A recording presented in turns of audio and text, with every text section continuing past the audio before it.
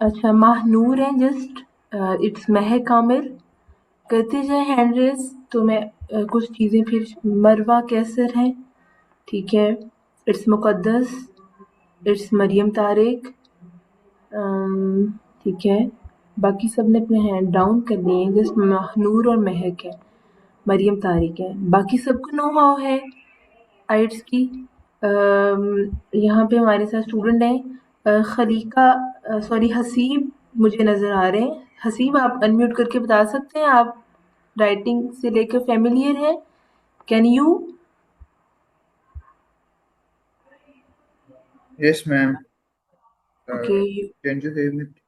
Yes yes I can hear you. आपको know how है writing की, इट मीन्स। Yes, ma'am. अच्छा, थोड़ा अहमद, बहुत ही ठीक है, ठीक है। बढ़िया। अहमद मलिक हैं, उनको भी नो हाउ नहीं है, ठीक है। तो मुझे बड़ी खुशी हुई है that you responded me well. I will share my screen. तो स्क्रीन में शेयर करूँगी। कल सर तलहा ने भी कुछ चीज़ें आप तक बड़े अच्छे तरीके से कन्वे करी हैं, लेकिन आज कुछ चीज़ों को हम लोग रिवाइव करेंगे ताकि महानूर, मरवा, अली अहमद, ऐसे जो बच्चे जिन्होंने हैंड रेज़ किए हैं उनकी जो कन्फ्यूजन्स हैं, कुछ चीज़ें हैं जो पेंडिंग है, नहीं क्लियर है, उनको राइटिंग के बारे में नहीं पता है, वो कुछ क्लियर हो जाए। मैं आप लोगों को बोर नहीं होने दूँगी। जस्ट पहले 5 मिनट में हम छोटा-सा एक ओवरव्यू लेके आते हैं। एक तरह की विंडो शॉपिंग ही करके आते हैं। Okay, I am sharing my screen. Is it visible? Any student please make it confirm. Yes, ma'am. Thank you. Okay, long story short, I will try. ठीक है, तो महानूर, मरवा और भी बाकी बच्चे जिन्होंने हैंड रेज़ किए थे, प्लीज़ अपनी टेंशनें, परेशानियाँ सबको साइड पे रखें और आप एक्टिव हो जाएँ, because this time is very, very for you all, ठीक है? वक़्त जो है एक दफ़ा मिल जाए तो दोबारा नहीं मिलता है। जो भी आपके क्वेश्चन्स हैं साइड पे नोट डाउन कर लें, बिकॉज़ आपका आज उठाया गया, आप लोग आज आइट्स तैयार करेंगे इंशाल्लाह, कल को आपके हाथों में भी बस अपने ज़ौक़ सफ़र को कभी डाउन नहीं होने देना, ठीक है? अम, ठीक है, प्लीज़ हारून ये एनोटेशंस को आप ना ही करें तो it's a good thing. I don't expect this indecency from you. अच्छा, चैट में क्वेश्चन लेते हैं पहले, क्या है?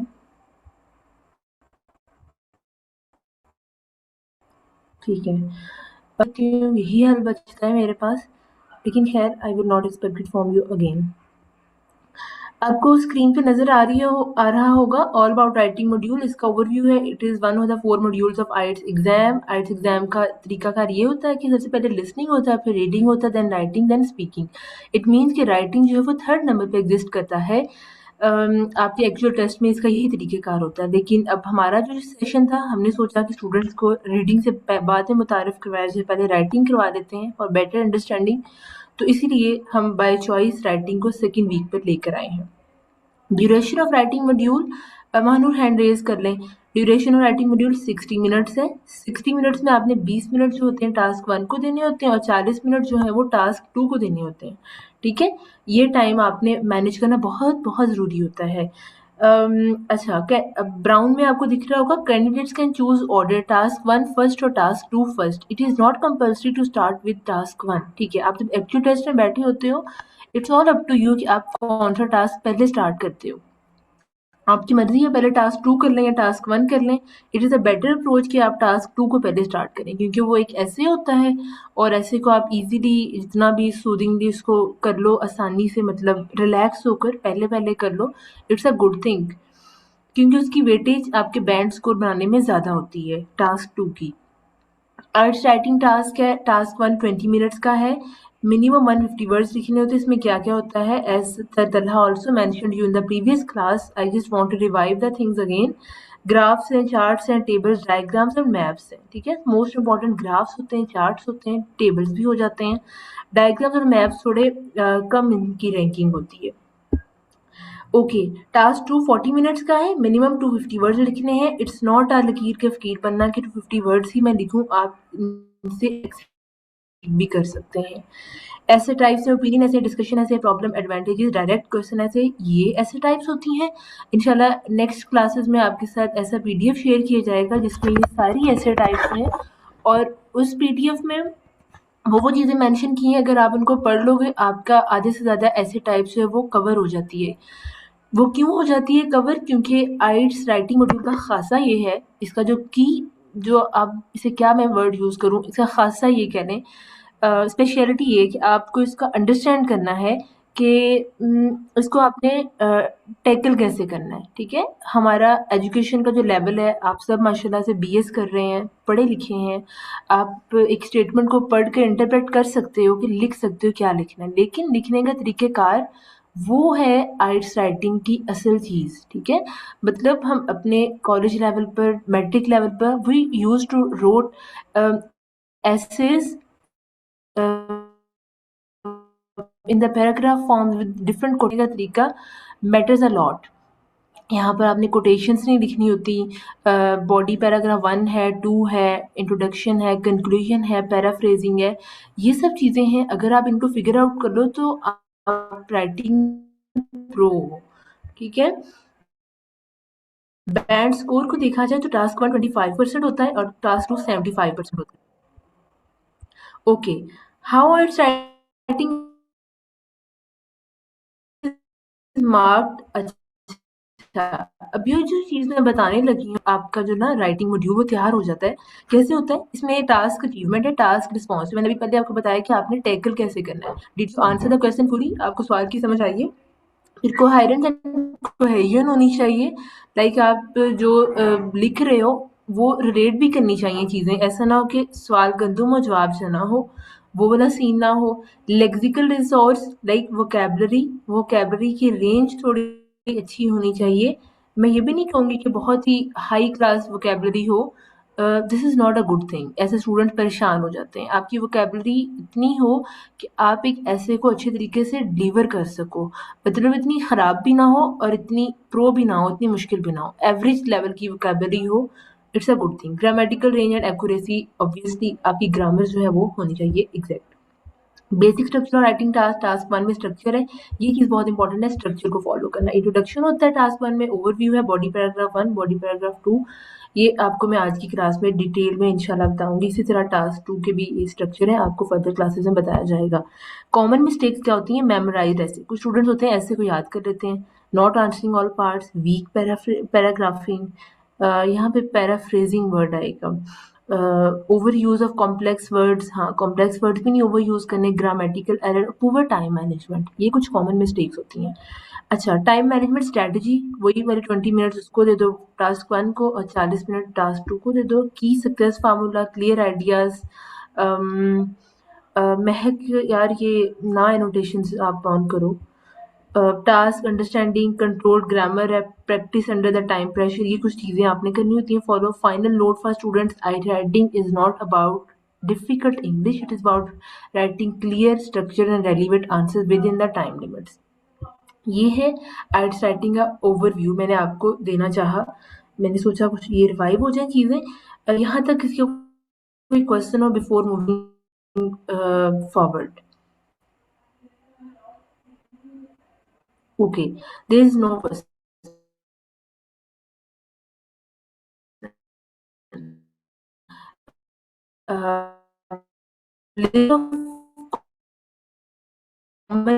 Linking words.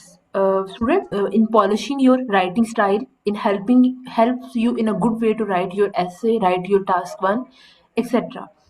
ठीक है, इसमें क्या होता है, मेरी स्क्रीन विजिबल है क्योंकि इंटरनेट का थोड़ा चल रहा है drop down. Yes screen ma'am, visible है, विजिबल सी है वापस। डिस्प्ले।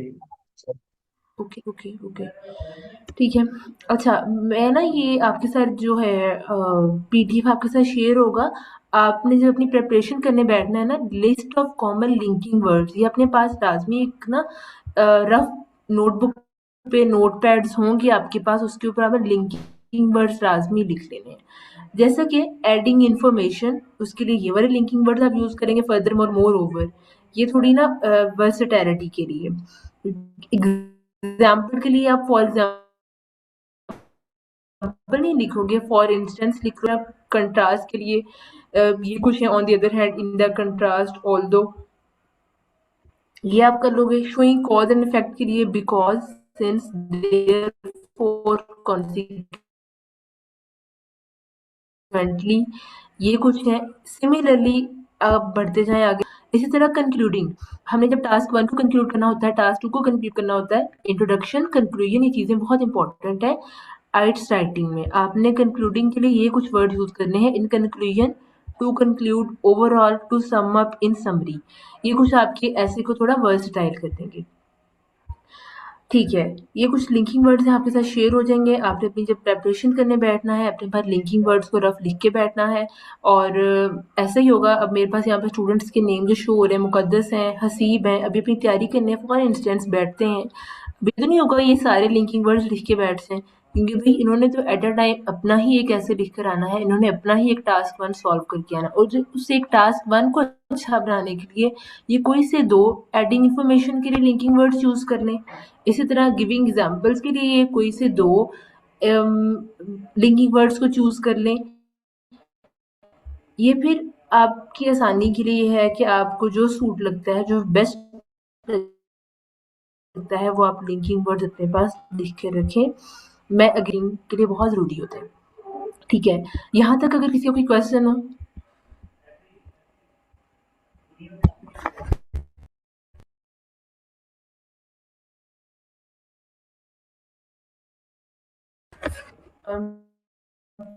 ठीक है, there is no any question. अब मैं अपनी स्क्रीन शेयर करूंगी आपके साथ। हम टास्क 1 मैम को I have a question.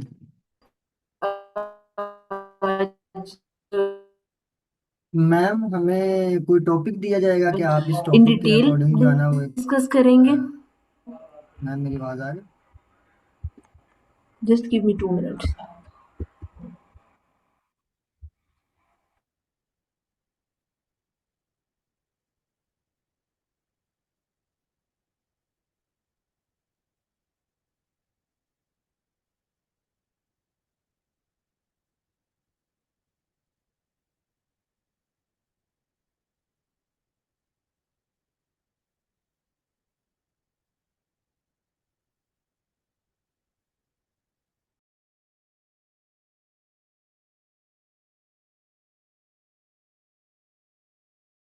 Okay Ali, आप अपना क्वेश्चन कर सकते हैं। I guess ma'am ji sir शायद थोड़ा गलती से लीव हो सर गई है, मैं वो भी ये ज्वाइन पूछ करती है। हमें जी 2 मिनट्स में आप। जी सर सॉरी, सर मेरी तरफ दादा ये इंटरनेट मेरा कनेक्शन क्वेश्चन था था इस कि मेरी तरफ इंटरनेट कनेक्शन था, इसलिए थोड़ा इनकन्वीनियंस आपको फेस करना पड़ा है। जी, आपका क्या क्वेश्चन है? Software ma'am. मैम मेरा क्वेश्चन ये था कि हमें कोई टॉपिक दिया जाएगा जिसके अकॉर्डिंग हमने ये सारी चीज़ें फॉलो करके और एक ऐसे राइट करना है या हमें कोई चीज़ राइट करनी है राइटिंग मॉड्यूल में। आपका नाम, हाँ, अली, ऐसा ही है। आपको टॉपिक दिया जाएगा और उस टॉपिक को ही आपने फिर आगे लिखना होता है, लेके चलना होता है। जैसे कि टास्क 1 में उसको आपको कोई भी टास्क दिया जाएगा। मैं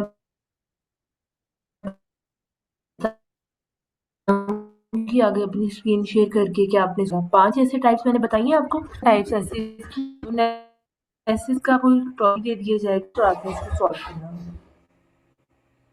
ठीक है मैम, थैंक यू। ठीक है, चलें। मैडम, जी जी जी, एक मुकद्दस एक आप। एक पार्ट में हमारे पास ऐसे होगा और दूसरे पार्ट में क्या होगा? मुकद्दस, टास्क 1 में मैं भी अपनी स्क्रीन शेयर करती हूँ। उसमें ग्राफ्स हो सकते हैं, पाई चार्ट्स हो सकते हैं, टेबल्स हो सकते हैं। और टास्क 2 में हमारे पास डिफरेंट ऐसे टाइप्स होती हैं। ठीक है, अभी मैं अपनी स्क्रीन शेयर करती हूँ आपके साथ। Okay just ma'am. Give me a minute. मेरी स्क्रीन विजिबल है आपको? Yes ma'am. जी मैम बिजी। ये हमारे जो मॉडरेटर्स हैं आपके साथ स्लैक पे इस पीडीएफ का लिंक शेयर कर देंगे। और ये जो लिंक है, ये मक्कर आइट्स की बुक है, और ये एक खजाना है अगर आइट्स की आपने तैयारी करनी है। महक, ये आपकी तरफ से दूसरी दफ़ा हो रहा है, मैं आपको फिर रिमूव कर देती हूँ। I am left with the option, या फिर आप करती रहें एनोटेशंस। ठीक है, ये आइट्स मकर, ये एक पीडीएफ है। मैंने अपनी तैयारी भी यहीं से की थी और मेरे अपने राइटिंग में I scored 6 band in my writing, और मुझे यकीन था कि मैं बहुत अच्छे बैंड्स भी दे सकती थी अगर मैं तैयारी ज़्यादा करती। I just prepared in a 1 week, 1 week में मैंने इसी को फॉलो किया था और फिर अल्लाह ताला ने इज़्ज़त रखी थी कि 6 बैंड्स ही आ गए थे। और ये बुक है आइट्स मकर इंग्लिश फॉर एग्ज़ाम्स।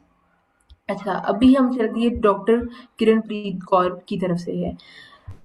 अब इसमें आपको सारा का सारा टास्क 1 बताया गया है। आपके पास बहुत मैम सॉरी सारे फॉर सोर्सेज हैं डिस्टर्बिंग मैम, स्टूडेंट्स, थोड़ा आप सा इसे यूट्यूब पे जा जूम ऑन सकते कर हैं, लो। आपके पास इतने यू सॉरी आपको डिस्टर्ब किया मैम, इसको मैं थोड़ा ज़ूम सा कर जूम लेती आउट हूँ। कर ओके, लो जी, थैंक यू।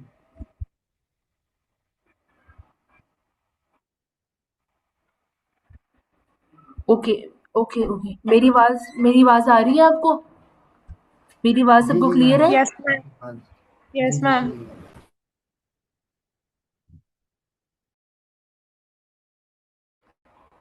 अच्छा, अगर कहीं से मेरी स्क्रीन वगैरह इनविजिबल हो जाए मुझे आपने बता देना है, क्योंकि इंटरनेट यहाँ पर बहुत ज़्यादा तंग कर रहा है। Okay ma'am.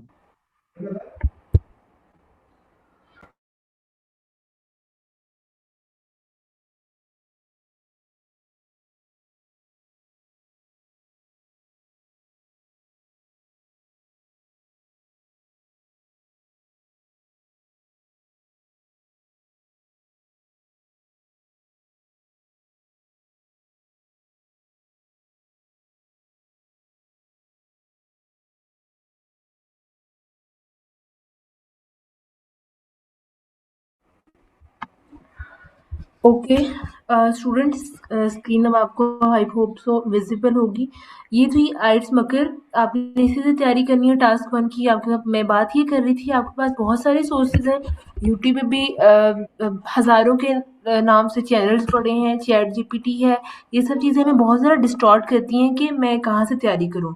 लेकिन I highly recommend you all कि ये बहुत अच्छी बुक है, आपने इसी को फॉलो करना है। अच्छा, ठीक है। ये बुक को आपने स्टार्टिंग पेजेस को छोड़ देना है, बहुत यूज़लेस है। आपने आ जाना है डायरेक्ट पेज नंबर आपने इधर आ जाना। दिस इज़ अ पेज, इसका ए है अभी मार्क किया हुआ। से 10 में ग्राफ्स होते हैं, टेबल्स होते हैं, पाई चार्ट्स होते हैं, ये सब चीज़ें होती हैं। और ग्राफ्स जो होते हैं वो डिफरेंट टाइप्स के होते हैं। वो लाइन ग्राफ हो सकता है, बार चार्ट हो सकता है, पाई चार्ट हो सकता है। इस तरह टेबल है, मल्टीपल चार्ट्स है, प्रोसेस और साइकिल, डिस्क्राइबिंग ऑब्जेक्ट्स और मैप्स। ये सब चीज़ें अब आपने अपने ज़हन नशीं कर लेनी है कि ये सब चीज़ें जो हैं वो टास्क 1 का हिस्सा हैं। ठीक है, यहाँ तक बात क्लियर होगी। बार चार्ट को हम लोग कॉलम ग्राफ भी कहते हैं, ये बात भी आपने याद रखनी है। मैं क्यों बता रही हूँ बार बार, आपको आगे जाके बताऊंगी। अच्छा, how to write a graph, इसको लिखते कैसे हैं, इसका स्ट्रक्चर है, लिखने का तरीकाकार है। सबसे पहले आप इंट्रोडक्शन लिखेंगे, देन आप बॉडी आएगी, देन एंडिंग आएगी। और ये कैसे आएगी, कहाँ से स्टेटमेंट मिलेगी, आप फर्दर आगे जाके आपको पता चलेगा। द लाइन और टाइम ग्राफ वोकेबलरी, लाइन और टाइम ग्राफ के लिए जैसे कि डिफरेंट ग्राफ्स होते हैं। आपने स्टूडेंट्स अपने एक दफ़ा रिवाइव करें चीज़ों को अपने जहन में। आपने मैट्रिक लेवल पे कुछ ग्राफ्स देखे होंगे। ग्राफ्स हम लोग फिजिक्स में भी पढ़ते रहे, केमिस्ट्री में भी कुछ इस तरह उल्टी सीधी तिरछी लाइनें होती थी। उन लाइंस को अगर आइट्स में देखा जाए, कहीं पे लाइन अगर नीचे को आ रही है, गो डाउन है, वो उस लाइन को हम कहेंगे गो डाउन। उसके लिए वोकेबलरी क्या यूज होगी, decrease, fail, drop, decline, came down. ठीक है, इस तरह गो अप, कोई लाइन आपको ग्राफ पे ऊपर जाती दिखाई दे रही है, उसके लिए वोकेबलरी सिंपल ये है, इंक्रीज, रोज, क्लाइम। ठीक है, इसी तरह नो चेंज, फॉर एग्जाम्पल कोई ग्राफ आपको दे दिया जाता है ना कि उसके ऊपर कोई डिक्लाइन है ना ही कोई चीज़ एक्सीड कर रही है, तो उसके लिए आप लोग वोकेबलरी यूज करेंगे, remain stable, remain same, stabilised. अब ये चीज़ें आपको शायद समझ ना आ रही हो, जो बिगनर्स हैं स्टूडेंट्स, आपको आगे जाके ये चीज़ें समझ आएंगी, मैं आपको फर्दर बता दूंगी। अच्छा, फ्लक्चुएशन, फॉर एग्जाम्पल कुछ ग्राफ्स ऐसे होते हैं जिनमें इस तरह की लाइन होती है, this G line. Excuse me ma'am Ayesha, जी सर काइंडली बोलिए। जूम इन कर दीजिएगा स्टूडेंट्स के आगे। Is it fine now? Sir Ghadir, is it fine now? ठीक है मैम, बेहतर है मेरे से। Thank you ma'am. ठीक है, ठीक है। अच्छा, फ्लक्चुएटेड है तो ये इस तरह की लाइन्स होंगी, कोई पीक्ड है, कोई रीच्ड हाई है, कोई ज़्यादा है तो उसमें ये लाइन्स होंगी, और डिप्ड है, रीच्ड लो है तो उसका ये साइन होगा। ये कुछ ग्राफ्स में सिंबॉलिकल एक लैंग्वेज होती है। स्मॉल चेंज के लिए आप लोग वोकैबुलरी यूज़ करेंगे स्लाइटली, स्लोली, मिनिमली। इस तरह लार्ज चेंज के लिए sharply, rapidly, dramatically, significantly. For example मुझे स्क्रीन पे नाम शो हो रहा है मिस मुकद्दस का, सर अली का।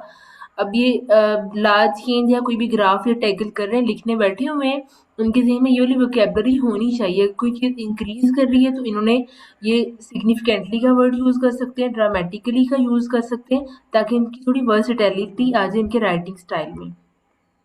अच्छा, यहाँ तक था थोड़ा सा इसका ओवरव्यू। हम लोग आगे मूव ऑन करेंगे। आपने बाकी सब पेजेस को स्किप कर देना है। अभी आप लोग आए हैं, इसको भी स्किप कर देना है। हाँ जी, अब आ जाइए यहाँ पे परसेंटेज वोकैबुलरी। वोकैबुलरी ही अभी तक मैं आपको इंट्रोड्यूस करवा रही हूँ, क्योंकि जब आप राइटिंग लिखने बैठेंगे ना, उसमें वोकैबुलरी डिफरेंट टाइप्स की यूज़ होती है। फॉर एग्जांपल कोई ग्राफ बना हुआ है, मैं ऐसा करती हूँ, बल्कि ऐसे चलने दें, ठीक है। फॉर एग्जांपल कोई ग्राफ बना हुआ है, उसके ऊपर परसेंटेज है, आपने उस परसेंटेज को लिखना है, जैसा कि एक मुल्क यूएसए है, दूसरा मुल्क लगा लें सऊदी अरब है। यूएसए में जो है पेट्रोल की प्राइसेस इतने परसेंट हाई हैं, और सऊदी अरब में पेट्रोल की प्राइसेस कुछ इतने परसेंट हाई हैं। अब उन पेट्रोल की प्राइसेस को आपने डिफरेंट तरीके से लिखने के लिए, फॉर एग्जांपल अमेरिका में 80% हाई प्राइसेस हैं, तो उसके लिए जो वर्ड यूज़ करेंगे, alternative word in simple words कह लें आप, उसे कहेंगे कहेंगे 4/5, ठीक है। 75% को 3/4, 50% को हाफ, 25% को a क्वार्टर, 20% को a फिफ्थ, 10% को 1/10।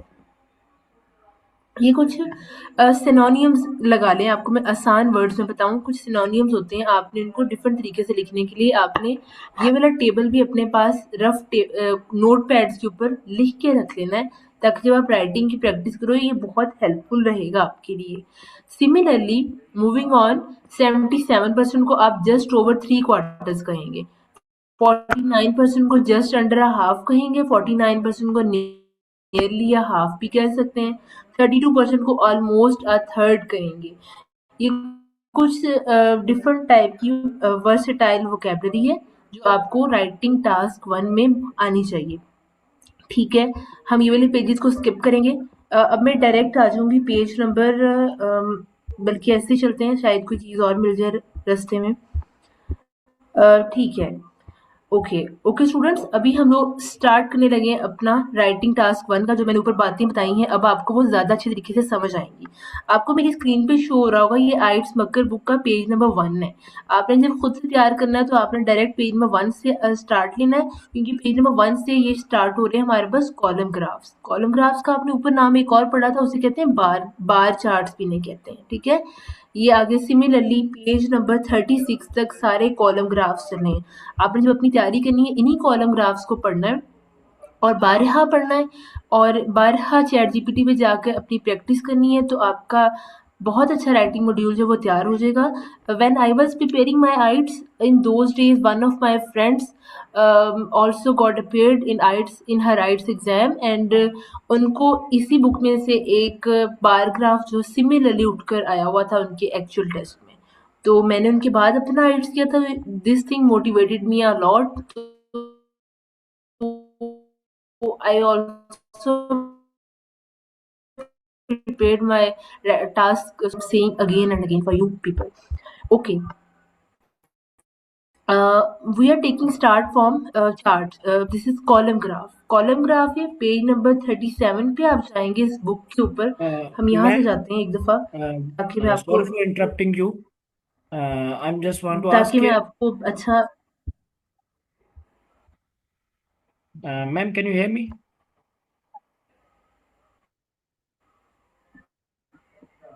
मैम मेरी आवाज आ रही है आपको? सर आपकी आवाज़ नहीं आ रही है मुझे, अगर आप कुछ बोल रहे हैं तो।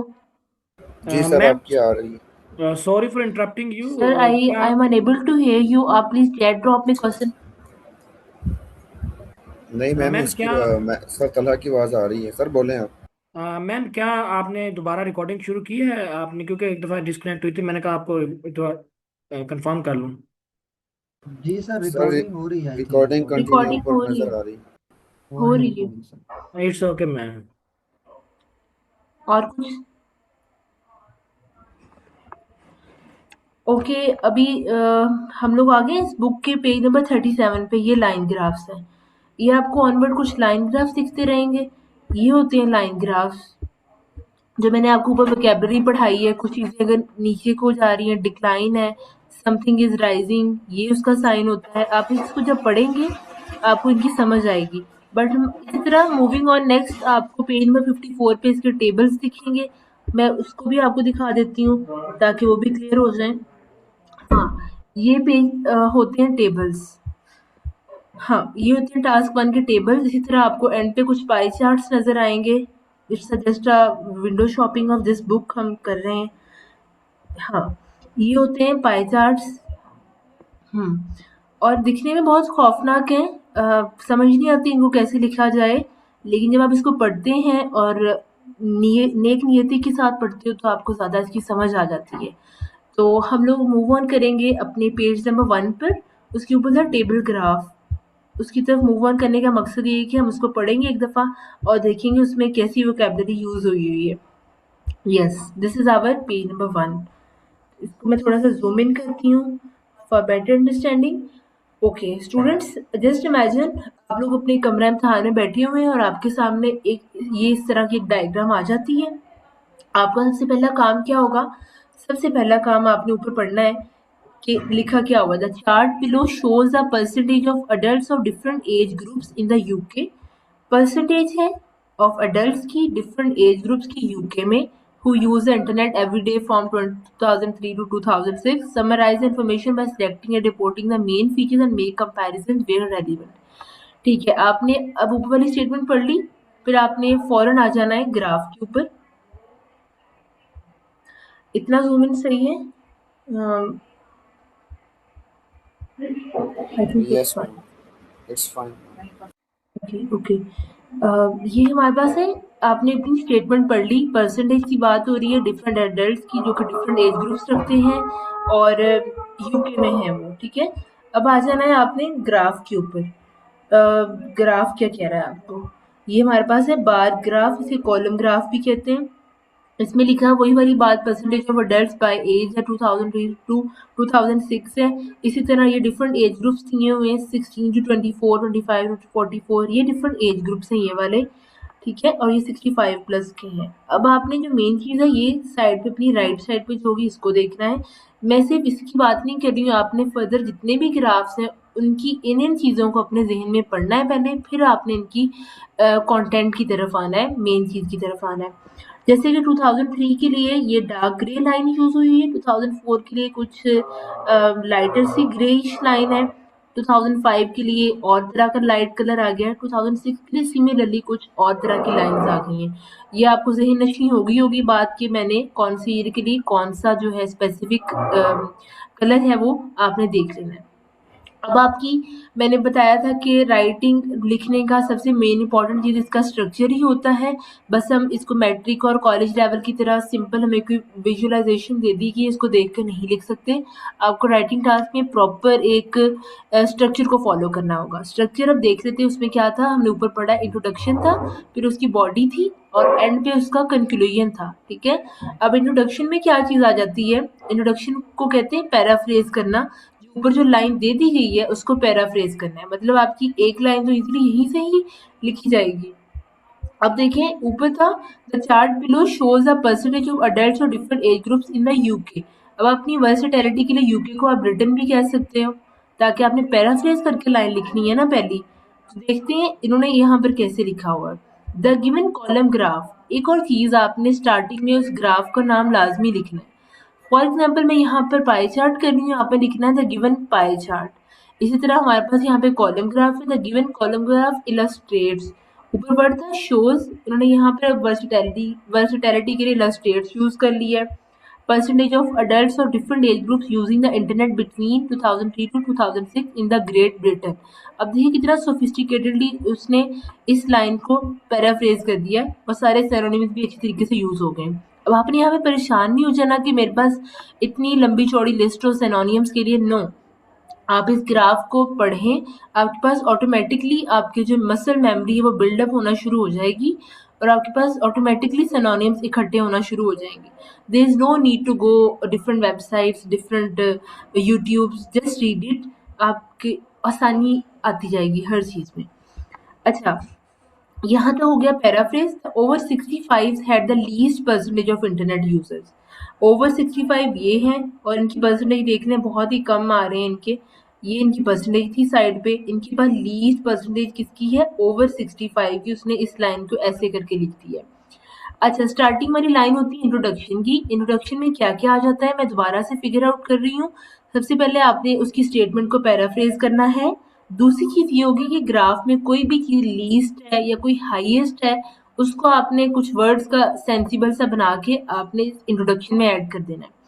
जैसा कि गिवन ग्राफ में आपने पैराफ्रेज करा, दूसरा स्टेप उसने क्या किया था? ओवर 65 है the least percentage of internet users. ठीक है, ओवर 65 को उसने यहाँ पे मेंशन कर दिया क्योंकि इनके पास लीस्ट परसेंटेज थी। अच्छा, अब आ जाते हैं हम लोग अपनी मेन बॉडी की तरफ। मेन बॉडी इस ग्राफ की होती है, दिखने में बहुत ज़्यादा खौफनाक लग रही है, डिफरेंट परसेंटेजेस हैं, डिफरेंट वोकैबुलरी है, बहुत कुछ है, ब्ला ब्ला।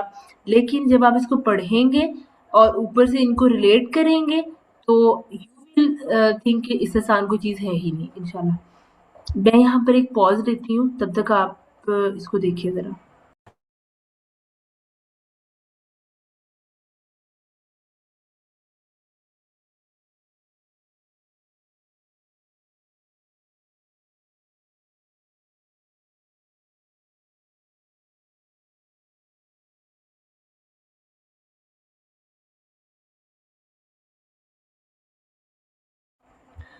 ओके, हम लोग आ रहे हैं अब अपने ग्राफ की मेन बॉडी की तरफ।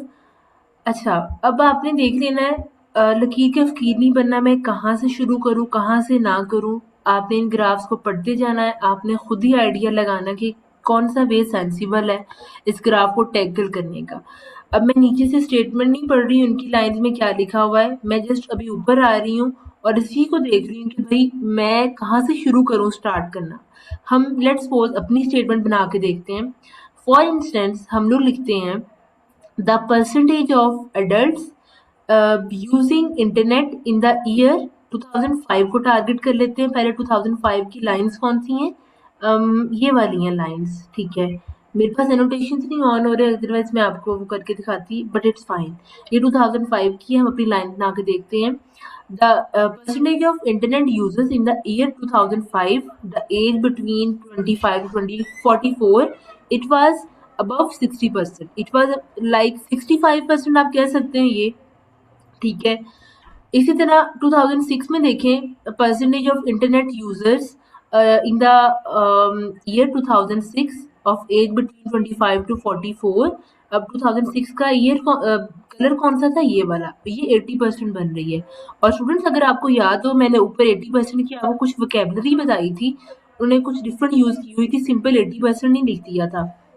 वो वोकैबुलरी मुझे नहीं याद है। ये रही परसेंटेज वोकैबुलरी, 80% के लिए 4/5 यूज किया हुआ है।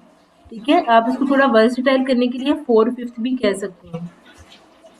जैसा कि अभी मैं इसके कंटेंट को फॉलो ना करूं, मैं अपना वर्सटाइल बनाने के लिए लिख दूं कि percentage of internet user in the year 2006, the age between 25 to 44 was above 80%। के लिए जो भी वोकैबुलरी थी वो हम वर्ड यूज कर सकते हैं। और मजे की बात ये कि मुझे वो वर्ड भूल गया है, अभी ऊपर से पढ़ कर आई हूँ, लेकिन खैर वो जो भी थी आपने वोकैबुलरी यूज कर लेनी है। अच्छा, अभी हम इसको पढ़ के देखते हैं उन्होंने कैसे इसको टैकल किया हुआ है। The main users of internet were young adults age between 16 to 24 years. ठीक है, मेन यूजर्स कहाँ पे कौन से ईयर में आ रहे हैं? 16 से 24 साल में। आसान तरीका यही है कि आप कुछ हाईएस्ट परसेंटेज से टैकल करना शुरू कर दें, फिर ऑटोमेटिकली सेंस बनती जाएगी। In 2003 and 2004 they shared the same percentage which was 80%. 2003 और 2004 को देखते हैं। 2003 और 4 का कलर देखते हैं, पहले कौन सा था। इनका कलर है हमारे पास डार्क ग्रे और थोड़ा सा लाइटिश सा ग्रे, और दोनों 80% पे आ रहे हैं। देखिए, अब इतनी आसान चीज़ ही आपको समझ आई होगी। इन 2005 दिस फिगर इंक्रीज सिग्निफिकेंटली। अब सिग्निफिकेंटली का भी मैंने ऊपर आपको वोकेबलरी पढ़ाई है अपनी राइटिंग को थोड़ा वर्सेटाइल करने के लिए। यहाँ पे सिग्निफिकेंटली यूज कर सकते हैं आप, ड्रामेटिकली यूज कर सकते हैं, कुछ भी कर सकते हैं आप। 2-3 वर्ड्स जो हैं वो अपनी नोटपैड पर लिख के रख लें। अच्छा, 2005 में क्या है, the figure increase significantly to 100% but decrease slightly to 90% the next year. अब 2005 को देखते हैं और वहाँ पे 100% देखते हैं कहाँ पर है। यस, दिस इज 2005 और 2005 का जो है शो हो रहा वो ये 100% पर स्लाइटली इंक्रीज आ गया था 2006 में। ऐसे ही इसने इसको टैकल किया हुआ। डिक्रीज स्लाइटली, अब देखिए स्लाइटली का भी उसने वर्ड यूज किया हुआ डिफरेंट वोकेबलरी के लिए। आपने ये चीजें याद रखनी है, इस तरह आपका टास्क 1 जो है वो आसान होता ही जाएगा। We can see from the chart that all age groups experience an upward trend as far as the daily use of internet is concerned. Yes, सबका upward trend आ रहा है। अब वो ओवरऑल बात कर रहा है। अब ये भी अप टू यू है कि आप कैसे कर सकते हैं। जैसा कि उसने सबसे पहले हाईएस्ट परसेंटेज को टारगेट किया, 16 से 24 साल की एज ग्रुप को टारगेट किया। अब वो आगे किसको टारगेट कर रहा है, ओवरऑल ग्राफ की बात कर दी है। अच्छा, in 25 to 44 group there was a gradual growth in the percentage from 50 to 80%। 25 से 44 साल का जो ग्रुप है, 44 का जो ग्रुप है, there was a gradual growth in the percentage. Gradual growth मतलब आहिस्ता से बढ़ रही थी, ये ऐसे ही बना हुआ है। डार्क ग्रे थोड़ा सा कम है, फिर ज्यादा, फिर ज्यादा, 50 to 80% तक। ये 50 से लगा ले, 40 से ऊपर 50% और 80% तक ग्रेजुअल इंक्रीज आ रहा है। I hope it's making sense to you all students. Between 2003 and 2006, अब देखें कितनी सोफिस्टिकेटेड इसने चारों ये जो कवर कर दिया है। It's a way of writing. 2003 से लेकर 2006 तक, 25 से 44 तक जो परसेंटेज था वो 50 से 80% तक ग्रेजुअल इंक्रीज हुआ था। ये उसकी अपना स्टाइल है। आप अगर चाहते उसकी जगह कुछ और अपने कॉमन सेंस को यूज करते हुए इसको डिफरेंट तरीके से कर सकते थे। कैसे कर सकते थे, like you can handle it in a way like in 2006 age group between 25 to 44 there was a percentage of 80% in adult user. फिर इस तरह आप 2003 को इंडिविजुअली हाईलाइट कर सकते थे, इस तरह आप कलेक्टिवली भी कर सकते हैं। So there are different ways to writing task 1। Okay, moving on next, there was a similar increase for the 45 to 56, 54.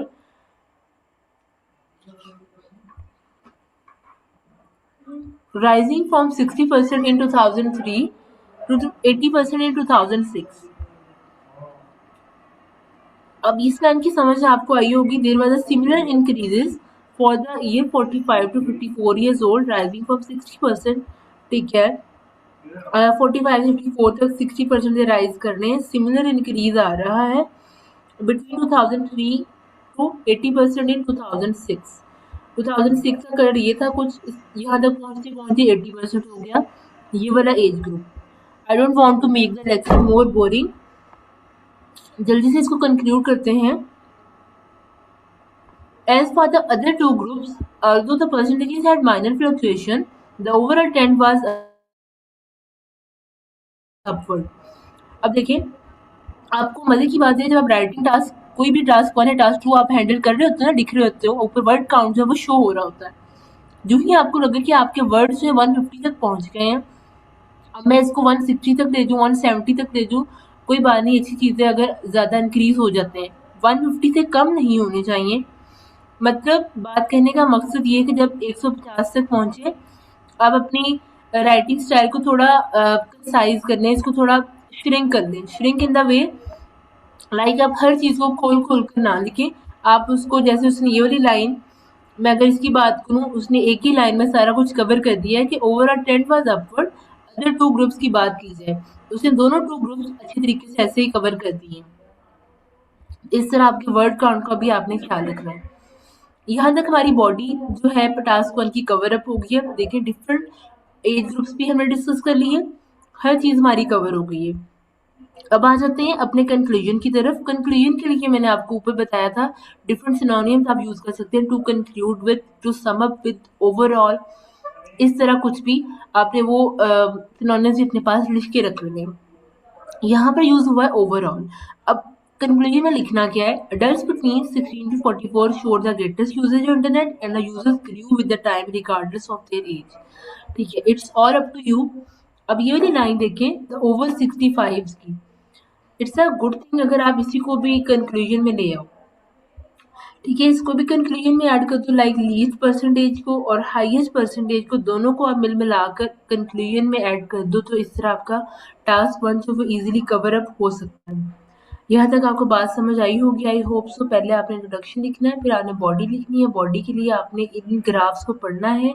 आपको बहुत बखूबी आइडिया होगा मैंने कैसे चीज़ों को लेकर चलना है। आपको बहुत अच्छा आइडिया होगा कि मैं अपने तरीके से कैसे इस ग्राफ को टैकल कर सकती हूँ या कर सकता हूँ, तो ये आपके लिए काफ़ी हेल्पफुल होगी।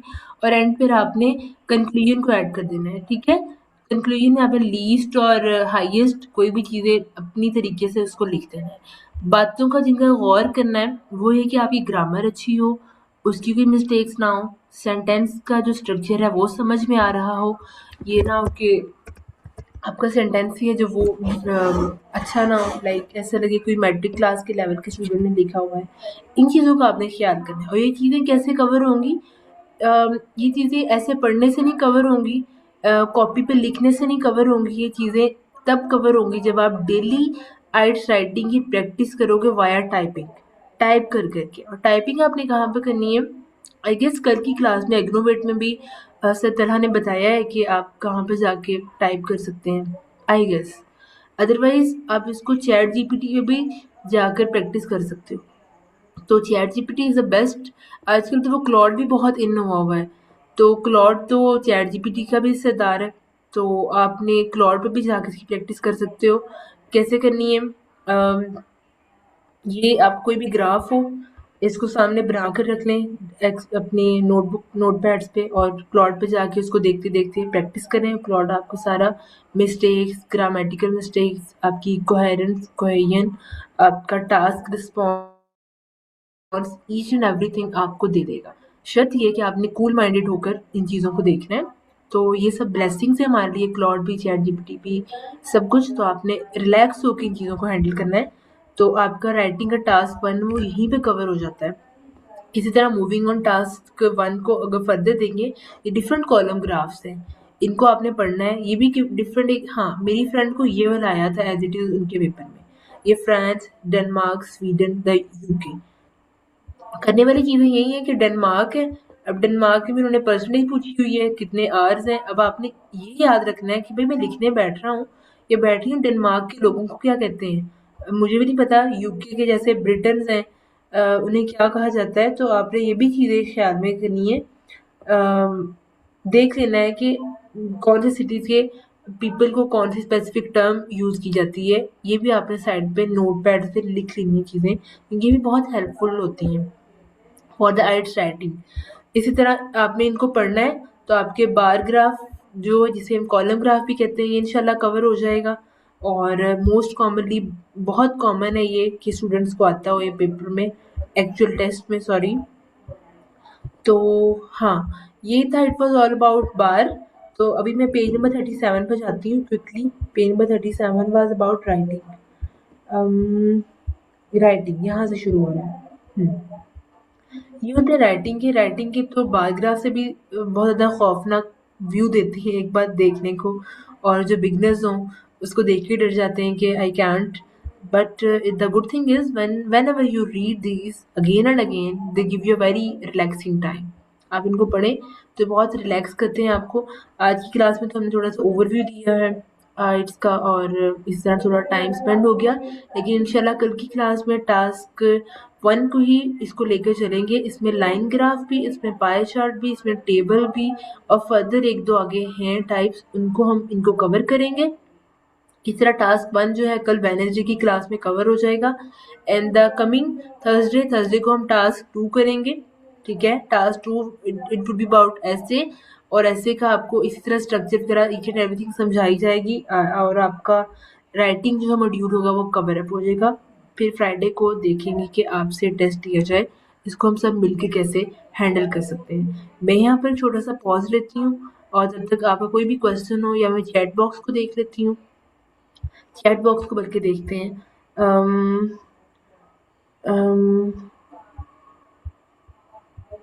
कोई चैट में कोई क्वेश्चन नहीं है। हाँ जी, सब सोर्सेज जो हैं वो अपलोड हो जाएंगे ऑन स्लैक। आप वहाँ से इजीली इनको असेस कर सकते हैं। मैं यहाँ पे पॉज लेती हूँ, आपको कोई क्वेश्चन हो आप प्लीज़ करें। And I would be really happy कि अगर आपने कोई क्वेश्चन होगा जहन में, आपके एक सवाल से किसी दूसरे बच्चे का ही फ़ायदा हो सकता है।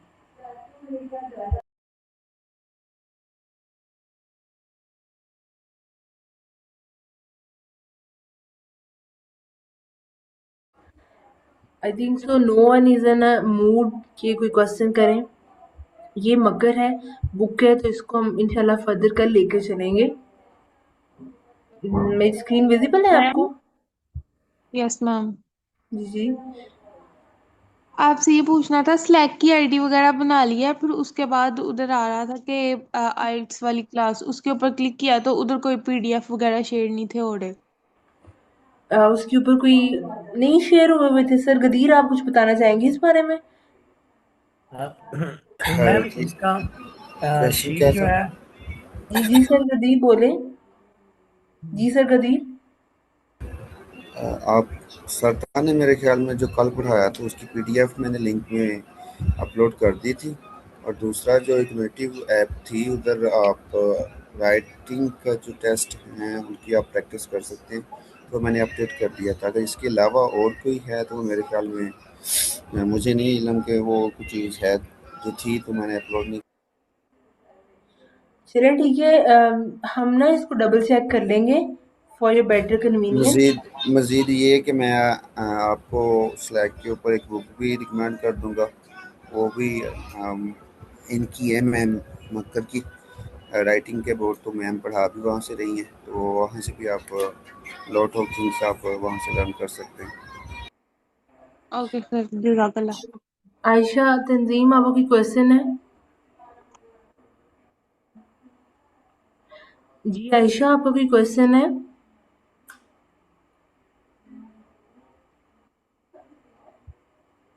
No question. मैम अस्सलाम वालेकुम। Yes ma'am. वालेकुम मैम सलाम। एक्चुअली मेरा क्वेश्चन ये है कि हम लोगों ने मतलब सेंटेंस, पूरे सेंटेंस को पैराफ्रेज करना है या सिर्फ प्रॉपर नाउन या सेंटेंस में से मेन वर्ड्स को उठा के उनका सिनोनिम्स करना है? हाँ Ayesha, it's a good question. आपकी आपने ना अपनी चॉइस है। आप देखो कि इसमें से कौन से वर्ड का कौन सा मैं सिनोनिम यूज़ कर सकती हूँ। जैसे कि आपको स्क्रीन पे भी शो हो रहा होगा। यहाँ पर देखें, ये है, ये कंट्री से लेके वो द ग्राफ तक आपने लाइन को इसको कैसे पैराफ्रेज करोगे आप। अब आप इसमें देखो कि आप कैसे इसको कर सकती हैं। शोज है, शोज की जगह आप कोई और वर्ड यूज करो, डेपिक्ट्स का कर लो, इलस्ट्रेट का कर लो। ये पैराफ्रेजिंग में एक चीज होगी। दूसरा, आप the sales of children's books, adult fiction, educational book, इसको थोड़ा मॉडिफाई कर लो, इस तरह कर लो, the sales of different books of children's, there was fictional books relevant to adults and some books of education. इस तरह करके इसको इम्प्रोवाइज कर लो। और फर्दर हम पढ़ के देखते हैं उन्होंने कैसे किया हुआ है। The given line graph compares, ऊपर वर्ड था शोज का, आई गेस यहाँ पर कंपेयर्स का यूज हो गया है। The sales of 3 different types of books from 2002 to 2006, उन्होंने देखिए इस तरीके से कर लिया है कि ईयर्स को यहाँ पर ले आए हैं। उसको अपने तरीके से लिख दो, बिटवीन 2002 लिख दो या फ्रॉम करके लिख दो, इस तरह करके आप कर सकते हो। मतलब देयर इज नॉट अ चक्कर of proper noun common noun. आपने देखना है कि अपनी कॉमन सेंस को यूज करते हुए मैं कौन से वर्ड का इजीली सिनोनियम लिख सकती हूँ। ठीक है, तो आपने इनको पढ़ना है। इनकी पहली पहली लाइन में बहुत अच्छे पैराफ्रेजिंग की हुई है, तो आपको बहुत हेल्पफुल होंगे। I hope it makes a sense to you. Any question else?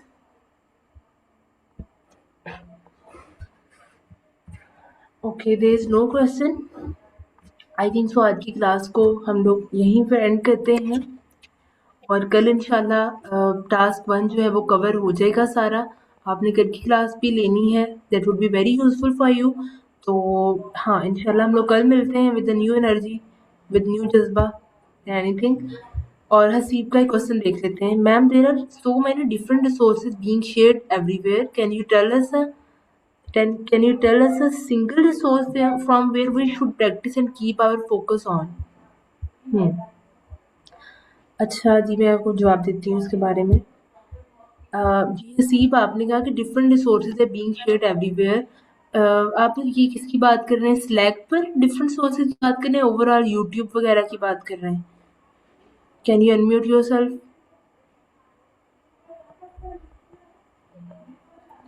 अच्छा खैर, मैं बता देती हूँ इसका। डिफरेंट सोर्सेज हैं तो आप सर एक तो ये आइट्स मकर की बुक को फॉलो करें, चैट जीपीटी की पे जाके इसकी प्रैक्टिस करनी है आपने, स्लैक एंड यूट्यूब बहुत ठीक है।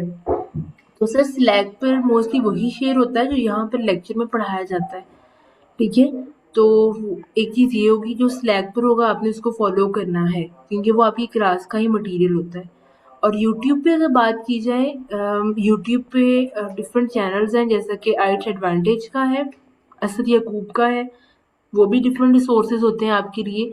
तो हम आपको फर्दर मॉड्यूल्स में बताएंगे कि असद यकूब को आपने रीडिंग मॉड्यूल के लिए स्पेसिफिक रखना है, और राइट एडवांटेज जो है उसको आप ऑन एंड ऑफ अपनी राइटिंग मॉड्यूल की बेटर अंडरस्टैंडिंग के लिए उसको भी कंसिडर कर सकते हो। बाकी और भी बहुत सारे रिसोर्सेज हैं, आपने मिक्सअप नहीं होना।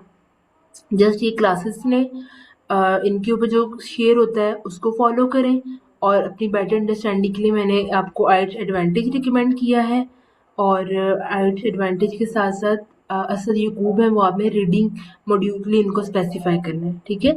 तो हाँ, अभी क्लास का अच्छा, मैम आयशा पूछ रही name of book Makar rights है डॉक्टर किरण प्रीत कौर की। तो ये भी आपके साथ लिंक जो है वो शेयर कर देंगे हमारे मॉडरेटर्स। तो इसके अलावा किसी को कोई क्वेश्चन हो तो प्लीज़ आस्क, अदरवाइज फिर कल मिलते हैं इंशाल्लाह। Okay, I think so there is no any question. तो स्टूडेंट्स, अल्लाह हाफिज़ to all of you, take care of yourselves. इंशाल्लाह कल की क्लास में फिर मुलाकात होती है, तो इस तरह हमारा राइटिंग मॉड्यूल जो है वो कवर हो जाएगा। अल्लाह हाफिज़ to all of you.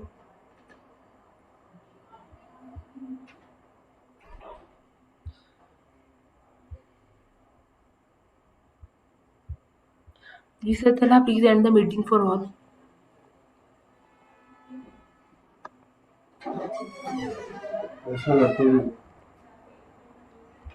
Before ending the meeting, I would like to add something कि जो स्टूडेंट्स पूछ रहे थे पैराफ्रेजिंग के लिए, तो कल के फर्स्ट लेक्चर में मैंने बड़ी अच्छी तरह से एक्सप्लेन किया था पैराफ्रेजिंग को, तो आप वो जाकर देख सकते हैं। यूट्यूब पे उसकी रिकॉर्डिंग अपलोड हो गई है, और शीट में भी जो है वो उसका लिंक ऐड कर दिया गया है। ठीक है, अल्लाह हाफिज़, हम कल मिलते हैं।